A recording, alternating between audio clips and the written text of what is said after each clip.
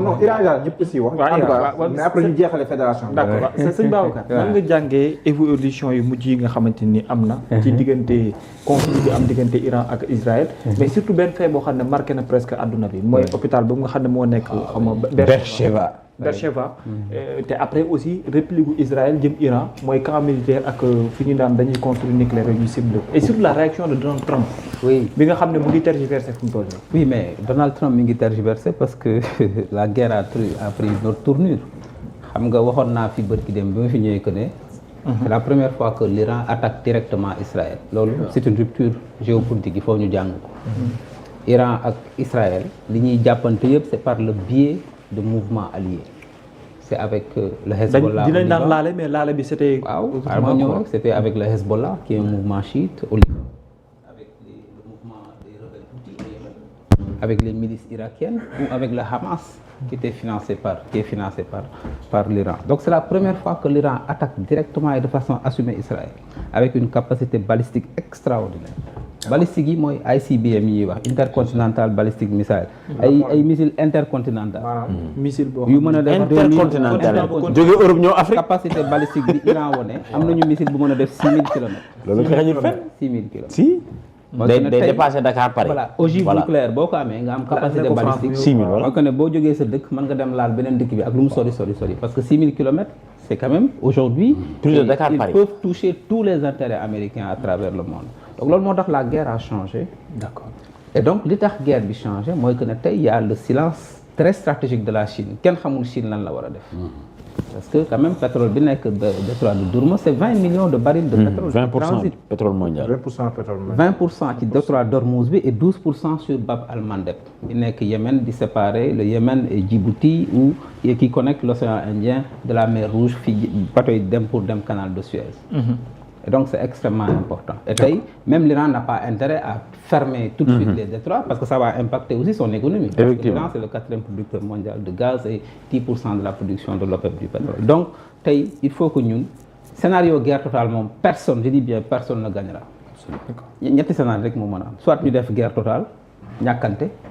ou bien on éclate la guerre Iran continue waat avec ses mouvements alliés de frapper les intérêts israéliens et américains dans la sous-région ça va perturber la logistique mondiale ou bien ñu toog ci table bi ñu waxtaan et nous devons travailler sur cette solution parce que amul benn solution boo xam ne guerre mës na koo régler gis nga intifada bi Israël nekkee foofu ba léegi depuis 48 palestiniens yi ay xeer la ñuy yor te mësul jeex il n'y a aucune solution durable imposée par la force il y en a pas et tey je pense que tey l'Amérique est revenue sur ce réalisme-là bu ngeen gisee Donald Trump lu dox muy hésiter parce que il n'a pas l'initiative de la guerre il faut quand même que le Sénat américain donne l'autorisation et sénateurs yi ñoom Bernie Sanders bi ñuy wax leer na ñoom tey seen problème c'est pas Netanyahu qui définit la politique étrangère américaine dafa amoon lu changer et Donald Trump comme li saway wax il prend des prises de position yoo xam ne dafa xaw a déconnecté avec la réalité du monde parce que tey capacité bi Iran wane mooy que ne tey buñ ci duggee ñoom l'Iran peut frapper tous les intérêts américains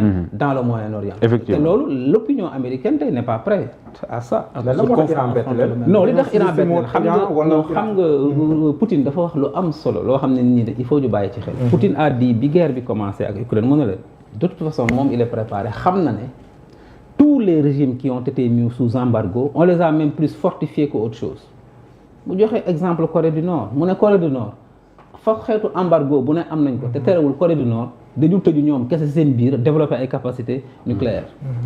Cuba depuis 65 ans ce pays-là est sous embargo américain Cuba c'est à 90 miles de Miami c'est 100 kilomètres de Miami lu ne américains yi def nañ ko te terewul tey ils ont développé l'un des systèmes sanitaires les plus performants au monde avec une industrie culturelle créative américains yi am na ñoo xam ne bu jógee gis seen oto yooyu oto 1920 yi Cuba la ñuy dem pour seeti ko Iran embargo yi bi mu commencé léegi depuis Khomeini ba léegi te terewul tey il développe une capacité balistique extraordinaire ci ay affaire microprocesseurs c'est l'un des et puis c'est une grande civilisation attention c'est la civilisation perse ñooñu dafa am jamono yoo xam ne ñoo téye adduna bi c'est comme la civilisation ottomane donc moo tax amuñu benn complexe bu ñuy discuter ak tubaab yi quand vous voyez Erdogan discuter il n'oublie pas que moom l'empire ottoman a dominé le monde la Perse c'est plus de 4000 ans d'histoire et donc tey li ñu war a analyser mooy quelles sont les ruptures géopolitiques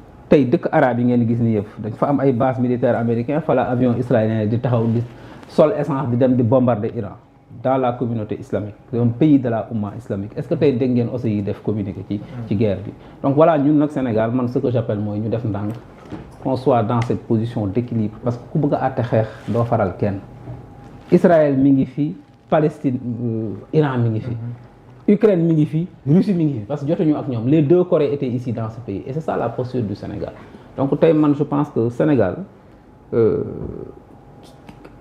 kii bi ñu am tradition bi ñu am àtte xeex ci loolu la ñu war a taxaw parce que cette guerre là personne je dis bien personne kenn du ci gagné moor yi nag fële lay ëppee Iran peut-être ak Israël parce que ñoom ñooy reyante directement mais ñun suñuy poche dina ko yëg parce que quand le prix du pétrole va continuer à augmenter il y aura un renchérissement des hydrocarbures et forcément dinañ gën a accélérer suñu inflation ñaar rek mooy mën a am soit état bi continuer def li muy def nii di subventionner avec le dispositif de la SAR et de la Sénélec pour que courant bi bañ a yokku pétrole bi bañ a yokku te coowal déficit public bi mi ngi fi pare gu ñu ak FMI ou bien on applique la réalité des prix bu boobaa Sénégalais yëpp dañ génn ci mbedd.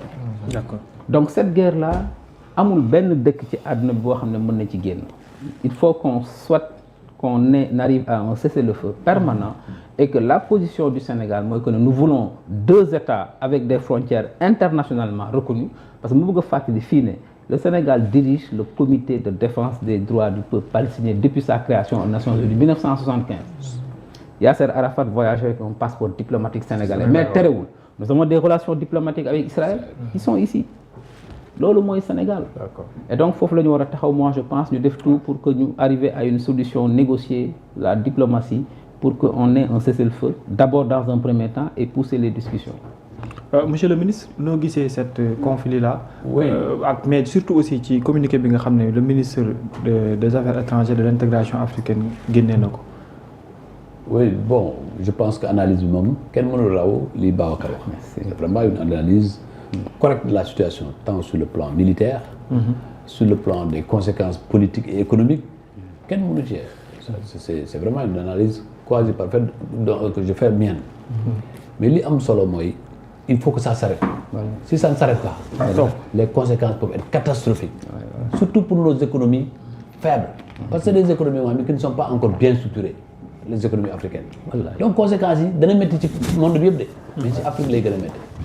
Moo tax nous devons être à l'avant-garde pour trouver une paix. On ne peut pas construire le développement dans la guerre.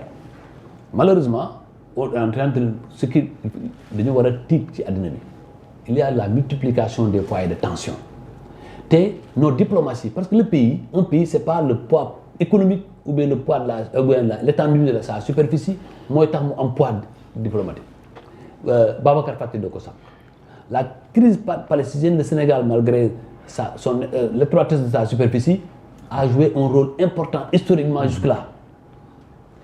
Loolu laay jooytu tey nag Sénégal waru tam ci communiquer. Sénégal yàlla moo ko may ci diplomatie mu nekk réew mu ndaw mais bu am importance dans l'Union africaine et dans les Nations Unies donc ce truc du Sénégal li Sénégal am dafa war a peser sur la balance l'État du Sénégal doit se lever et intervenir dans la question pour que ñu trouver une paix c'est ça qui fait une grande diplomatie. Parce que si diplomatie bul xeeb sa bopp te loolu moo ñu mayoon de grands ministres des affaires étrangères. Moi j'ai toujours souvenance des grands discours de Moustapha Niasse ministre des affaires étrangères. Il fut un excellent ministre des Affaires étrangères. Ibrahima Fall. Oui. Jusqu'à Aïssata Tall Sall. Quand même, c'est des gens qui ont marqué l'histoire. Te bëgguma ñëwaat ci ñeneen parce que am na ñeneen qui ont marqué l'histoire diplomatique. Et malgré l'étroitesse de notre superficie. Qui ont joué ce rôle. Moustapha Niasse. Mais loolu nag moo tax ma xam nga suñu ministre des Affaires étrangères bi nag moom lu yàlla xam doy na. lu yàlla xam doy na rek man boobu laa yem. moo tax communiqué yu bëri du ma ko lire parce que dama bi ma gisee muy dugg ci ay détails yu nga xam ni kenn mënu koo xalaat. kenn mënu koo xalaat ci diplomatie laa jàpp ni nañ def attention suñu réew.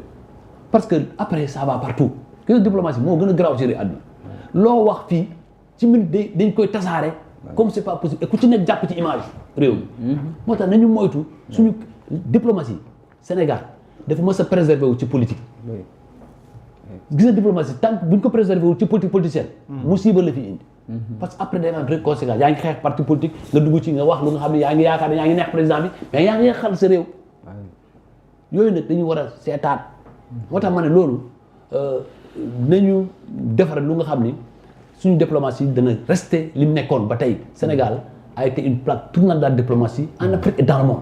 li may wax Babacar mën na cee amul dara luy décidé wu fii ci àddina bi te Sénégal amu ci baatam te de plus en plus mu ngi wàññeeku parce que lu tax les querelles politiciennes la ñu bëgg a def au devant man ko naka ngay déggee ñu ngeen a rumeur rek rumeur non boobu noonu nag rumeur non